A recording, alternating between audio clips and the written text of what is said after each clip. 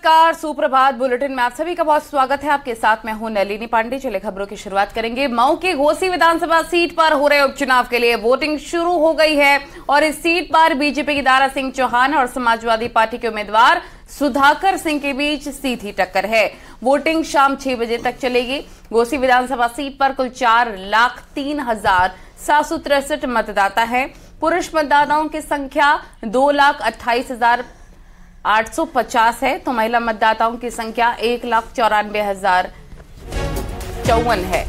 इस उपचुनाव में 11 प्रत्याशी मैदान में हैं। 239 मतदान केंद्र बनाए गए हैं जबकि 455 मतदेय स्थल है। सुरक्षा बेहद कड़ी है। मतदान के दौरान कोई गड़बड़ी ना हो इसके लिए पैरामिलिट्री फोर्सेस की भी तैनाती कर दी गई है। सीआरपीएफ की 10 कंपनी, पीएसी की 10 कंपनी, 3 एडिशनल एसपी, 5 सीयू और 12 एसएचओ को तैनात किया गया है।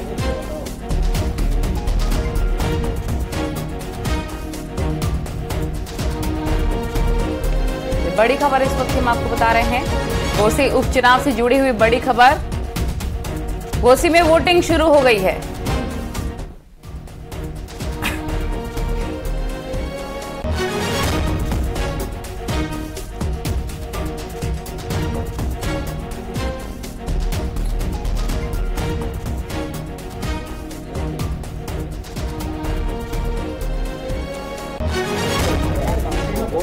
बीजेपी और कांग्रेस में सीधी टक्कर साफ तौर पर देखने को मिल रही है। वोटिंग शुरू हो चुकी है। ताजा अपडेट हम आपको दे रहे हैं। बीजेपी और एसपी की सीधी टक्कर इस उपचुनाव में साफ तौर पर देखने को मिल रही है।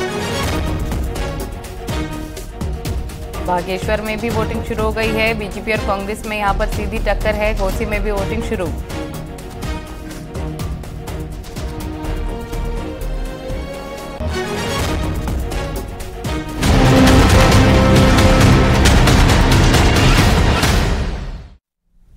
बागेश्वर उपचुनाव के लिए वोटिंग जारी है। आज शाम 5 बजे तक वोटिंग होगी। 5 कैंडिडेट मैदान में हैं, जिसमें बीजेपी प्रत्याशी पार्वती दास हैं तो वहीं कांग्रेस के बसंत कुमार हैं। चुनाव में कुल वोटर जो हैं वो 1,18,264 वोटर्स हैं। पुरुष वोटर्स की बात करें तो 60,076 और महिला वोटर्स जो हैं वो 58,188 हैं। वोटिंग के लिए 188 बूथ, 172 पोलिंग सेंटर बनाए गए हैं। वहीं पूरी विधानसभा को 3 जोन 28 सेक्टर में बांटा गया है। वोटिंग के लिए 834 कार्मिक तैनात किए गए हैं। बागेश्वर में वोटिंग जारी है और आपको ये भी बता रही कुल कितने मतदाता हैं जो अपने मताधिकार का इस्तेमाल करेंगे। कुल 1,18,264 मतदान करेंगे। ये मतदाता हैं। 172 पोलिंग सेंटर्स बनाए गए हैं और जगह जगह पर निगरानी भी रखी जा रही है। तो देखिए, जहां एक तरफ बागेश्वर में भी उपचुनाव है तो वहीं घोसी में भी उपचुनाव को देखते हुए सुरक्षा के पुख्ता इंतजाम किए गए हैं। चप्पे चप्पे पर भी निगरानी रखी जा रही है और अब बताया यह जा रहा है कि लोग अपने मताधिकार का इस्तेमाल करने के लिए अब पहुंच रही हैं धीरे धीरे करके और शाम 6 बजे तक उपचुनाव होगा। लोग वोटिंग करने के लिए जाएंगे। घोसी उपचुनाव की बात करें तो और किस तरीके से सुरक्षा के इंतजाम किए गए हैं वो भी हम आपको बता रही हैं।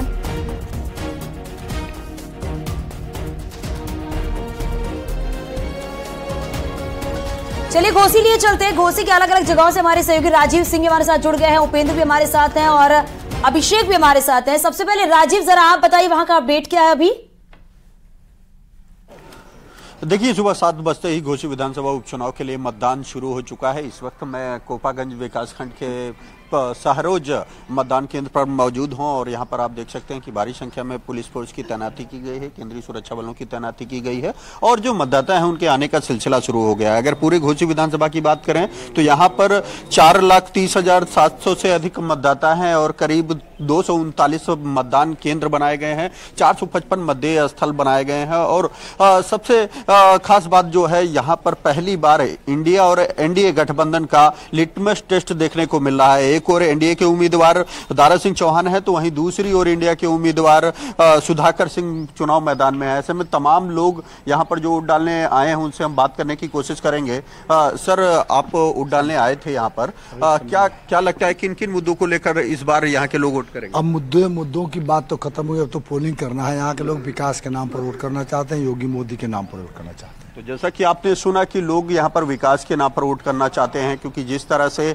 क्योंकि आने वाले 4 साल में, क्योंकि ये उपचुनाव हो रहा है तो अभी 4 साल तक योगी सरकार है, तो ऐसे में लोगों को ये मानना है कि अगर सत्ता पक्ष का उम्मीदवार होगा तो कहीं ना कहीं विकास होगा। हालांकि सुबह का वक्त है, आप देख सकते हैं कि अभी कुछ ही मतदाता मतदान केंद्र पर पहुंचे हैं, लेकिन जो जो समय आगे बढ़ेगा यहाँ पर मतदाताओं की आपको लाइन नजर आएगी। इस दौरान अगर सुरक्षा की बात करें तो पूरे घोसी विधानसभा चुनाव को लेकर चाक चौबंद सुरक्षा व्यवस्था की गई है। खुद जिलाधिकारी एसपी के साथ ही साथ 3 एडिशनल एसपी, 5 सीओ और 12 थाना अध्यक्षों के साथ 10 कंपनी सीआरपीएफ की तैनात की गई है, 10 कंपनी पीएसी की तैनात की गई है।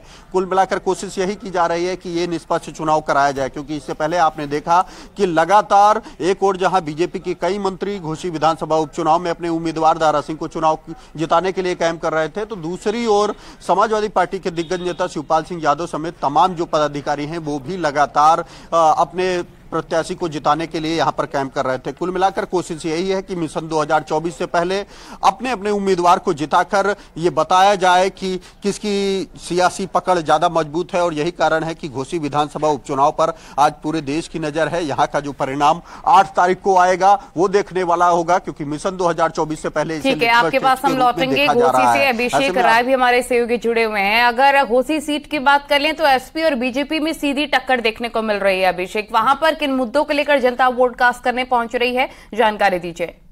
जी देखिए, बिल्कुल हम कोपागंज के प्राथमिक विद्यालय पर मौजूद है, जहां पे काफी भीड़ लोगों की लगी है, जहां पे काफी उत्साह है वोट को लेकर, और अभी से भारी संख्या में लोग का पहुंचना भी शुरू हो गया है और लोग यहां पे पहुंच रहे हैं, वोटिंग का प्रयोग कर रहे हैं और वोटिंग शुरू भी हो गई है। उनसे बात करते हैं, किन मुद्दों पर लेकर वोटिंग हो रही है, क्या मुद्दे हैं आप लोग के, क्या मुद्दे हैं? ये लोग अभी कुछ बोलने के लिए तैयार हैं, लेकिन वोट करने के लिए पहुंचे हुए हैं। लगातार जो पुलिस बल की तैनाती की गई है, जहां पे सीओ सिटी के नेतृत्व में लगातार कोपागंज में निगरानी रखी जा रही है, और तमाम जो मुद्दे हैं जो जनता लेकर पहुंचे हैं कोपागंज में वोटिंग करने के लिए। आज सुबह 7 बजे से वोटिंग शुरू हो गई है, जहां पर आज कोपागंज में मतदान बिक्री हुआ। जहाँ कोपागंज के प्राथमिक विद्यालय पर हम मौजूद हैं, वहां पर सीओ साहब के साथ के और तमाम जो अधिकारी, सर किस तरह का यहाँ पर व्यवस्था की गई है पुलिस बल की? पुलिस व्यवस्था सभी बूथों पर महिलाएं लगी हुई हैं, सुरक्षा बल पर्याप्त लगे हुए हैं। जो भी मतदाता आ रहे हैं सबको चेक करके एक एक करके बारी बारी मतदान का प्रयोग करने के लिए बताया गया है। और सभी लोग, अब आप देख ही रहे हैं कि लाइन आपके सामने लगी हुई है, सब लोग अपना मताधिकार का प्रयोग कर रहे हैं। सर अगर कुछ गड़बड़ियां फैलाते हैं तो इस किस तरह का एक्शन लिया जाएगा? नहीं, गड़बड़ी कोई नहीं होगी। देखो, अगर गड़बड़ी फैलाएंगे जो नॉमिनेट में उसका कार्रवाई होगी, उनके खिलाफ गड़बड़ी ऐसी नहीं होगी। सर कुछ मिला है, कितना फोर्स लगाई गई है आपके नेतृत्व में कोपागंज क्षेत्र में? क्या कोपागंज क्षेत्र में नहीं, पूरे विधानसभा क्षेत्र में बहुत सारी फोर्स लगाई गई है। फोर्स पर्याप्त है, फोर्स की कमी नहीं है। शांतिपूर्वक मतदान चल रहा है, किसी प्रकार की कोई दिक्कत नहीं है। ये शीतला प्रसाद जो सिटी सीओ सिटी मऊ है, जो यहाँ पे कहना है कि पूरी मतदाता को शांति व्यवस्था को पूर्ण करने के लिए और लोगों को मतदान बिल्कुल अभिषेक, और तमाम ऐसे मुद्दे हैं जिन मुद्दों को लेकर जो वहां की जनता है वो अपना वोट कास्ट करने के लिए पहुंच रही है। और उपेंद्र भी हमारे सहयोगी हमारे साथ जुड़े हुए हैं। उपेंद्र, जरा आप भी बताइएगा, क्योंकि देखा जा रहा है कि भारतीय जनता पार्टी और समाजवादी पार्टी में कांटे की टक्कर नजर आ रही है। हालांकि इस बात का इंतजार करना होगा कि घोसी उपचुनाव में जनता अपना आशीर्वाद किसे देती है। अभी ग्राउंड जीरो पर क्या आप देख पा रहे हैं? बिल्कुल, देखिए मैं इस वक्त जो प्राथमिक विद्यालय खुकुंदवा हूं वहां पर मौजूद हूं और यहां पर वोटिंग शुरू हो गई है। हमारे साथ जो वोटर्स हैं वो भी मौजूद हैं, लेकिन सबसे पहले आपको इस उपचुनाव से जुड़ी हुई रोचक जानकारियां जरूर जाननी चाहिए दर्शकों को। 4 साल में ये तीसरा चुनाव है यहाँ पर, इसमें 2 उपचुनाव हो चुके हैं और एक सीधा चुनाव जो 2022 का चुनाव हुआ था। इस सबसे पहली बार फागू चौहान जो यहाँ से विधायक थे, बाद में बिहार के राज्यपाल बने, उसके बाद यहाँ पर चुनाव हुआ उपचुनाव। उसके बाद 2022 में आम चुनाव हुए, जिसपे जो एनडीए के प्रत्याशी हैं दारा सिंह चौहान वो जीते, और अब उनके भाजपा में जाने के बाद ये सीट फिर खाली हुई और फिर यहाँ पर तीसरा चुनाव यानी कि दूसरा उपचुनाव हुआ है। बात सीधी लड़ाई आपको यहाँ पर भले ही समाजवादी पार्टी और भाजपा प्रत्याशी के बीच में देखने को मिले, लेकिन ये जो लिटमस टेस्ट है वो सीधे सीधे एनडीए और आईएनडीआई के बीच में है। यहां पर एक और भाजपा की ओर से पूरी ताकत लगाई गई, तमाम सारे दिग्गज नेता यहां पर पहुंचे, तो दूसरी ओर आईएनडीए ने भी यहां पर एकजुटता दिखाने की पूरी कोशिश की। और ये देखना होगा इस सीट के परिणाम से कि आईएनडीए का जो गठबंधन है, विपक्ष ने यहां पर कितनी मजबूती से एनडीए को यानी कि भाजपा से मुकाबला किया, क्योंकि ये नतीजे बताएंगे। फिलहाल आज जनता जनार्दन का दिन है, जो जनता जनार्दन अब यहाँ पर प्रत्याशियों के भाग्य का फैसला करके आ रही है। हम अब जनता जनार्दन से सीधे बात कर लेते हैं। क्या आपने वोट कर दिया? हाँ, वोट कर दिया सर। किन मुद्दों पे किया? विकास के मुद्दे पर किया। विकास के मुद्दे पे किया। आपसे बात हो सकती है, आप यंग हैं, किन मुद्दों पे आपने वोट किया है? विकास के। लगातार उपचुनाव है, इसका भी तो कोई यहाँ पर वो तो नहीं है, चर्चा तो नहीं है, कोई असर तो नहीं है? नहीं सर, कोई तो चर्चा नहीं। तो किन विकास के मुद्दों पर किया आपने? यही जो मुद्दा चल रहा है। अच्छा, हाँ। तो क्या लगा था, अब जरा अब थोड़ा सा भोज बतिया लिया जाए घोसी की भाषा में, तो क्या लगा था ये चुनाव में क्या रही? हम तो सर देखिए साइकिल पर मारे हैं। अच्छा, कोई बात है, आप पार्टी मत बताइए ना, हम पार्टी जानना चाहते हैं। हम ये तो विकास के मुद्दे, रोजगार हो, हाँ, रोजगार, रोजी रोटी है, विकास हो, ये इसी मुद्दे पर हम लोग वोट दिए हैं। ठीक है उपेंद्र, क्योंकि तमाम ऐसे मुद्दे हैं जिन मुद्दों को लेकर जनता अपना वोट कास्ट करने के लिए पहुंच रही है। बागेश्वर भी लिए चलते हैं, सहयोगी हमारे साथ शैलेंद्र भी जुड़ गए हैं। शैलेंद्र, जरा वहां पर बताइए कि बागेश्वर में क्या चल रहा है और वहां की जनता का मुख्य मुद्दे क्या है, किन मुद्दों को लेकर जनता वहां पर अपना मतदान करने के लिए पहुंच रही है, अपने मताधिकार का इस्तेमाल कर रही है? देखिए, इस समय मैं बागेश्वर जिला पंचायत के पोलिंग बूथ पर मौजूद हूं और जो पोलिंग शुरू होने का समय था वो 7 बजे और उससे ये यहाँ पर पोलिंग शुरू हो चुकी है, लेकिन उससे पहले ही लोगों में जबरदस्त उत्साह इस वोटिंग को लेकर को देखने को मिल रहा है। मेरे साथ एक 77 साल के बुजुर्ग व्यक्ति रतन सिंह जी मौजूद हैं और लाठी के सहारे खड़े हैं, लेकिन मैं जब इस पोलिंग स्टेशन पे पहुंचा तो वो सबसे पहले यहाँ पर मौजूद थे। रतन सिंह जी, आप ये बताइए कि किन मुद्दों को लेकर के आपने वोट किया और कितना उत्साह आपके अंदर है? मुद्दे तो बहुत ही हैं ना, मुद्दे जो चले हैं ठीक चले हैं, ठीक है, वही उत्साह से हम वोट देने के लिए भी आए हैं। जरा वो उंगली दिखा दीजिए, जो शाही वाली उंगली है वो दिखा दीजिए दर्शकों को। ये लोकतंत्र की वो मजबूत जो का निशान है, जो कि आपको लगातार देखने को मिलेगा। और ये रतन सिंह जी का उत्साह है, 77 साल की उम्र में यहाँ पर पहुंचे हैं। सुष्मिता, ये आप ये बताइए कि किस तरीके का उत्साह इस समय पूरे जिले में, ये जो हमारी विधानसभा है उसमें देखने को मिल रहा है? जी, सुबह से ही लोगों में जो उत्साह है देखने को मिल रहा है। सुबह लोग 6 बजे से यहाँ पहुंच चुके हैं और सबसे पहले वोट डालने का जो उत्साह है वो लोगों में दिख रहा है। और एक बुजुर्ग ने सबसे पहले यहाँ पे वोट डाला है। आप देख सकते हैं किस तरीके से इस बूथ पे लोग यहाँ पे लाइन पे खड़े हैं और अपनी मतदान का आने का वेट कर रहे हैं। और साथ ही जो कैंडिडेट हैं वो भी मंदिरों में दर्शन कर रहे हैं और पूजा पाठ कर रहे हैं। और बसंत कुमार जो कांग्रेस प्रत्याशी हैं, उन्होंने भी सुबह से बागनाथ जी के दर्शन किए हैं और आज के लिए जो अपनी कामनाएं हैं वो मांगी हैं। ये इस तरीके से मैं दिखाऊं, यहाँ का दृश्य दिखाता हूं आपको, किस तरीके से जो महिलाएं हैं